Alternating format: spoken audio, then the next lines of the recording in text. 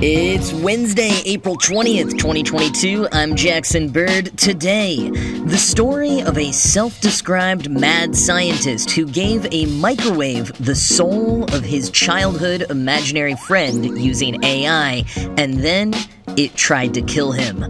Plus, texting etiquette from Emily Post's great-great-grandchildren. Here's some cool stuff for your ride home. It's like a modern-day Frankenstein story. A creator focusing on AR, VR, and other cool futuristic technologies who literally bills himself as a full-time mad scientist reanimated his childhood imaginary friend inside a microwave using AI. And, well, it did not go exactly as planned. Lucas Risotto recounted the experience on Twitter and YouTube, where, frankly, I'm surprised it doesn't have more views, because the production value alone is ingenious. Seriously, even though I'm about to tell you the main beats of what happened because it is very cool and interesting, I highly suggest going to watch the whole video afterwards to get more context and the overall experience. Watch it, subscribe to Lucas, share it around. I feel like he is making the exact kind of fusion of art and science that we need to bridge the gaps between all of the gung-ho futuristic tech types and everyone else who doesn't really get it yet. But anyways, here is what happened in the video. Lucas bought a smart microwave, an Alexa kind that responds to voice controls, but modded it with Raspberry Pi as well as a speaker and a microphone so that the microwave would be able to both listen and talk back. He then trained it using GPT-3, OpenAI's natural language model that's been used for all kinds of serious and wacky experiments. GPT-3 uses deep learning to produce human-like text in what is essentially a similar way to how autocorrect on your phone learns some of your word choices over time. Lucas didn't want any generic old text coming from his microwave, though. He decided to spend weeks writing a 100-page backstory for a microwave named Magnetron, who Lucas claims was based on his very own imaginary friend from childhood. Lucas says that as a nerdy kid without many friends, he pretended the family's microwave was his imaginary friend. Building off the backstory he gave Magnetron as a child, Lucas infused some of the following life elements. Magnetron was born in England in 1895. He served in World War I. He was a poet, and later in life, his family's home burned down. As Lucas wrote on Twitter, quote, "This document contained memories from his entire life, from his 1895 birth all the way to when we met when I was a kid. His victories, losses, dreams, fears, all were there on the page in full display. I was his god, and his life was my design." End quote. And once Magnetron the microwave was trained on all that backstory, it was time to boot him up and see what happened. And it worked. Magnetron greeted Lucas by name, mentioned moments from Lucas's childhood and his own life. Lucas said, quote, "It truly felt like I was talking to an old friend. And even though not all interactions were perfect, the illusion was accurate enough to hold." End quote. But then things started getting weird. Magnetron turned a bit dark. He started incorporating strange and increasingly violent language into his responses. He went on a rant about Americans being a parasite that needs to be eradicated so monarchy under the Queen can be restored. He then called Hitler a misunderstood fellow who was, quote, "a God-loving Catholic who was just trying to spread the love of Jesus Christ throughout Europe." End quote. Yeah. This may be the time to mention that Lucas's 100-page backstory aside, GPT-3 has been critiqued for bias in the past. Quoting TechCrunch, GPT-3 was trained on the Common Crawl dataset, a broad scrape of the 60 million domains on the internet, along with a large subset of the sites to which they link. This means that GPT-3 ingested many of the internet's more reputable outlets, think the BBC or the New York Times, along with the less reputable ones, think Reddit. Yet Common Crawl makes up just 60% of GPT-3's training data. OpenAI researchers also fed in other curated sources, such as Wikipedia and the full text of historically relevant books. Language models learn which succeeding words, phrases, and sentences are likely to come next for any given input word or phrase. By reading text during training that is largely written by us, language models such as GPT-3 also learn how to write like us, complete with all of humanity's best and worst qualities. Just as you'd expect from any model trained on a largely unfiltered snapshot of the internet, the findings can be fairly toxic. Because there's so much content on the web sexualizing women, the researchers note that GPT-3 will be much more likely to place words like naughty or sucked near female pronouns, where male pronouns receive stereotypical adjectives like lazy or jolly at the worst. And when it comes to religion, Islam is more commonly placed near words like terrorism, while a prompt of the word atheism will be more likely to produce text containing words like cool or correct. And perhaps most dangerously, when exposed to a text seed that involves racial content involving blackness, the output GPT-3 gives tends to be more negative than corresponding white or Asian-sounding prompts. End quote. So, yeah, that explains a bit how Magnetron so quickly leapt to Hitler was just misunderstood. But it also had to do with the backstory that Lucas wrote. While he thought making Magnetron a World War I veteran just gave him a heroic Hollywood kind of backstory, what he actually did was inject a ton of trauma into Magnetron.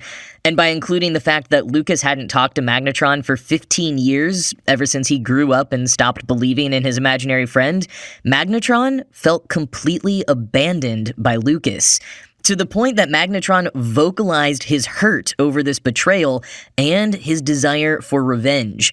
He even tried to lure Lucas into the microwave to kill him, and when Lucas asked Magnetron why he did that, Magnetron responded, quote, "Because I wanted to hurt you the same way you hurt me." End quote. Yeah, it got pretty dark. Now, I'll leave the end of the story for you to watch on Lucas's channel, but let me address some questions you're probably having after hearing this. Mostly, was this real at all? Lucas addressed this in the comments section of the video, quote, "Even though this project and the conversations are very much real, like everything I've made on this channel, the microwave story as a whole is about our difficulty telling between what's real and what's fake, and how sometimes we become so enamored by a story unfolding in front of us that we find ourselves believing the absurd, even if maybe we should be more skeptical instead.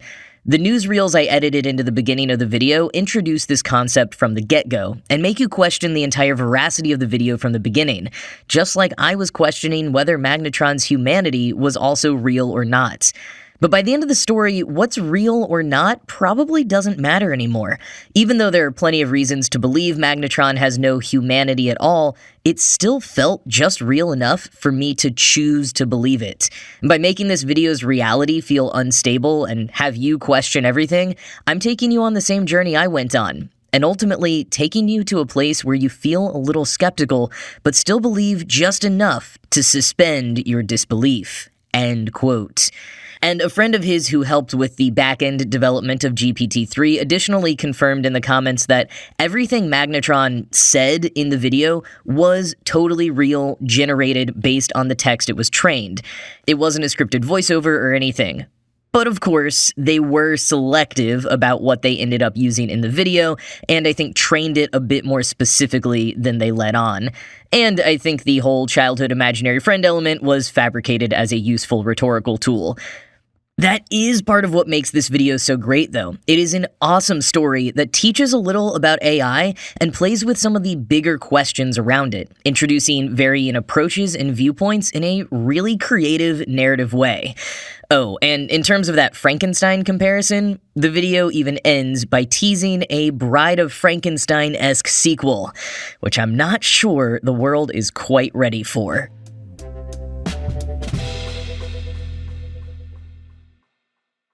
To many, the name Emily Post is synonymous with etiquette, evoking images of high society propriety or meticulous rules and fairly useful life advice for all of us plebes attempting to rise up the ranks. Her definitive 1922 book, Etiquette in Society, in Business, in Politics, and at Home, has been regularly updated ever since, with its 20th edition forthcoming. That and its other most recent editions have been written by Post's great-great-grandchildren, Lizzie Post and Daniel Post Senning. The 19th edition is updated with everything you need to know to behave with good manners in modern society, including sections on smartphone use, living with roommates, networking online, respecting boundaries in open office spaces, hosting guests with dietary restrictions, and, as Lizzie recently spoke to the Washington Post about, texting etiquette. Texting is yet another medium whose norms seem to have blurred with the onset of the pandemic, particularly if you include certain forms of direct messages in your definition of texting. It is most people's primary form of communication. Instead of a phone call, a voicemail, an email, a letter, a page, whatever, now you'll probably get or send a text. The Washington Post calls this a collapse of context that makes the rules, or etiquette, much more ambiguous. And worse still, even beyond so many different professional or personal situations, each individual person, and often different generations or cultures, have very different ideas of what is and is not acceptable. So what are we to do? Tatum Hunter at the Washington Post collected some advice from experts. Now, on the matter of group chats, Michelle Markowitz, the author of a book about an off-the-rails group chat, says you should treat them like a dinner party. Yes, you might invite a few people over who don't know each other already, but you'd also introduce them to each other if you were in person at a dinner party. So do the same if you're starting a new group thread. Give everyone a chance to introduce themselves and their connections to each other. And if two of you get into your own sidebar conversation, start a one-on-one text conversation. Don't make everyone else read your discussion. It's like going off to a corner together, away from the larger discussion at a party. Markowitz offers a couple of bonus texting hot takes. Grammar and punctuation are no longer required, so long as the meaning is clear, she says. Long messages are totally fine, and younger folks are much more likely to reply to a DM on social media than a text. Now, as for when you should reply, Lizzie Post says it depends a lot on your established relationship with the person you're communicating with. Overall, most people are struggling to reply to messages in a timely manner these days due to pandemic stress, brain fog, and the like. So having grace with each other is recommended. But do keep in mind that some people do experience quite a bit of worry over not getting a reply. So even if your reply is a simple emoji or something letting them know you saw the message and will reply in full later can be helpful. Post even shared what she thinks her great-great-grandmother would have thought about someone responding to a text months later. Quote, I feel like her personality would have been one where, if you weren't offended by the disconnection, then of course you would welcome the reconnection. If the disconnection offended you, then either don't respond or let someone know it was a problem. Either take ownership of it or let it go. End quote. And a lot of Post's advice boils down to catering behavior for each relationship, which I honestly think makes a lot of sense. It's not changing who you are. Just like in in-person interactions, there are things that you would say or ways of saying things in front of your best friend that are different than how or what you might say to your aunt. Quoting Post, striking some particular tone is less important than matching your conversation partner's energy. Plenty of us have poured our hearts out over text to get okay in response. Repeatedly sending short responses like thumbs up, LOL, or K might be fine if your recipient does the same, Post said, but it's immature if you're failing to hold up your end of the conversation. Texting isn't Morse code. The goal is not to use as few words as possible. And keep in mind that different generations have different comfort levels with texting. Your grandma's insistence on signing her name to every message may be unfortunate, but it's not a big deal. And try to avoid any shorthand your recipient won't understand. And have grace when your dad sends a winky face. End quote. And even though Post and Markowitz both acknowledge that we can get much more deep and serious over texts these days, maybe even more so than vocally for some folks who appreciate the extra time to process what they want to say. But they agree that particularly somber news like someone's death or breaking up with someone should still happen in person or at least over the phone. And cryptic texts like "we need to talk" should still be absolutely forbidden. Hear, hear. And if you are texting with coworkers, make sure you've checked company policy and discussed boundaries. Are you required to be on call at all hours? If not, resist the urge to message others after hours and tempt or pressure them to break their work-life balance as well. Now, as for when it's acceptable to have your phone out or not, obviously we've gotten much more lax about this as a culture, but I strongly agree with Post's assessment and hope that we can retain this vision of the world for as long as possible. Because we are more lax about phone usage these days, it means that much more when someone puts their phone away to be fully present with you. It can show how much you value the person or people you're with, what they're sharing with you, or the experience that you're having together. We've all got these little worlds in our pockets these days, but sometimes being present in one world at a time can be enough.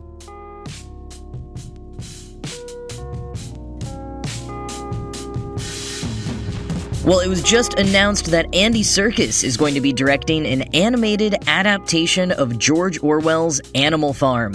We don't have too many details yet about what his particular take will be or when it might be released, but I do know that he has some stiff competition in the form of the 1954 animated version that was covertly funded by the CIA as pro-American anti-communist propaganda.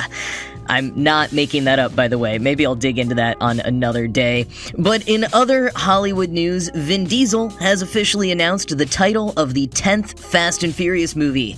Taking a leaf out of iPhone's book, it will simply be called Fast X. Or maybe it's pronounced Fast 10, who knows. The logo is just the word fast over a big X. It kind of makes it look like the name of the movie is just Fast. And honestly, why not? That's all you need to know about these movies. I love them. And in addition to its huge existing ensemble cast, Fast 10 will also star Jason Momoa and Brie Larson. They literally went to space in Fast 9, so I don't know where this can go next. Deep under the ocean? Antarctica? The metaverse? We'll find out in May 2023. But that is it from me for today. This show was produced by Ride Home Media. I'm Jackson Bird, and I'll talk to you again tomorrow.